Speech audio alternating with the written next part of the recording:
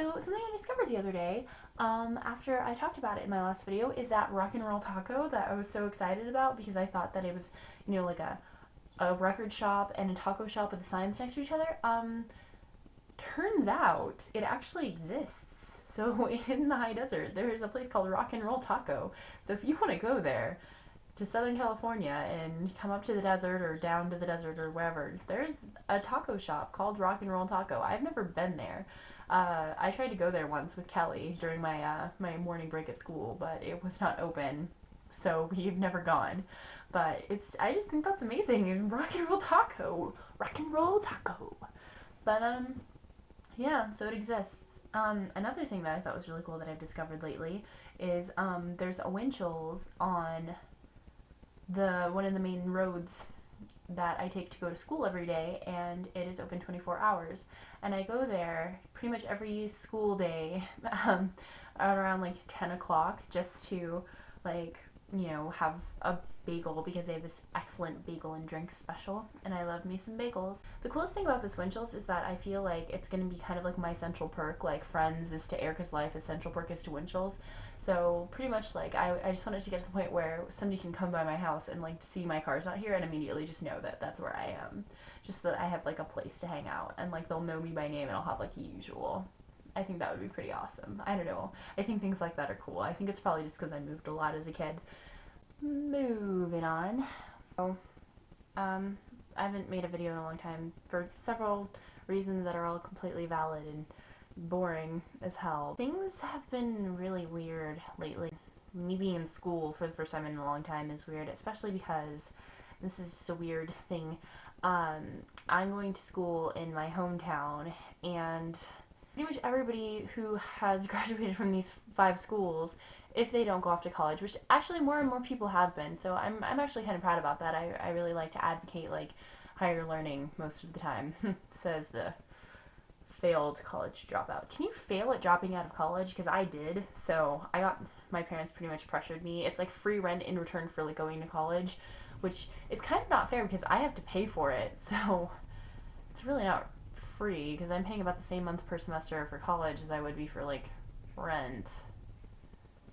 Anyway, so we call it the 13th grade, and I have always been of the opinion that it would be borderline humiliating to go there, and now I go there, and I don't know, there's just so many things about it that continually bother me because I don't know, it's just like having high standards in life and then going back to something you said you would never do. It just kind of is a kick in the gut, and it's like I've had to cope with that a little bit. I have a lot of pride, so it's been difficult. And I feel like there are like a couple of different kinds of people who live in my hometown. They're the kind of people who are born here, they grew up here, and they're probably going to die here without ever having seen the world. And then there's the kind of people who get the hell out of Dodge as soon as they can, and that was me. And then there's the next kind of people who get the hell out of Dodge and then come back 6 months later, which was not me. I came back a year later. Year and some change, actually. It's just hard. It's a pride thing. I just have to swallow my pride, which sounds disgusting, because I think that if pride was anything, it would not be like a cookie. Because I love cookies, and I would have no problem, as long as I was able to chew it first. But, anyway. And then, also, I've been having some technology issues, because the world has apparently decided that I don't need to have widescreen or high-quality videos on my YouTube account, so they're just not for me, and I didn't really have any say in this.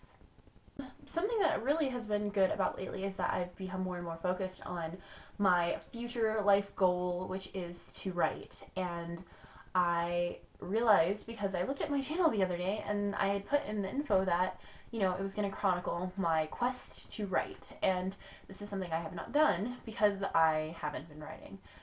I have very mixed feelings about my own writing. I really feel like it's more of a practice sort of thing than anything else. But, I'm not a bad writer.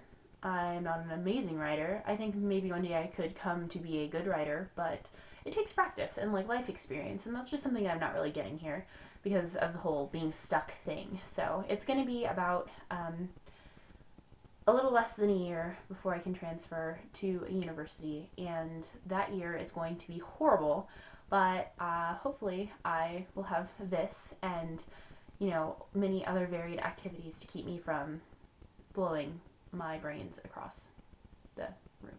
I finished a short story the other day, and it was really cathartic because I haven't really taken a lot of time to write short fiction. I did NaNoWriMo in 2008, and I didn't finish my nano novel. I hit 30,000 words, and there are a couple of reasons why I didn't finish it. I was actually on vacation in New York for 2 weeks at the end of November, so that's one reason why it was really difficult to get anything done, because I thought, oh, I'll just take my laptop along and I'll work on my story on the plane, and there'll be car and bus rides, and there's just gonna be so much downtime because we're relaxing. I'll be able to do it, no problem. But I started a week late anyway, and I didn't realize that if you have a laptop and you're sitting in close proximity to somebody on in an airplane, they're gonna read over, not your shoulder, but they're gonna be looking, it's like within their line of sight, and I am very weird about people reading my writing. So I didn't finish, and I also didn't do any editing in December, and I didn't do any writing in December, and then I didn't do any writing in January.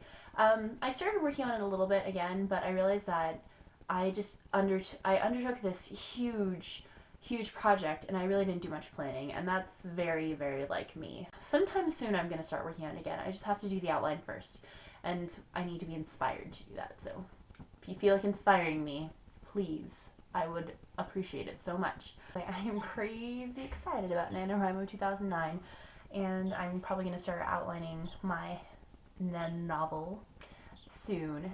Yeah, I think that's it. So have a great week, and DFTBA.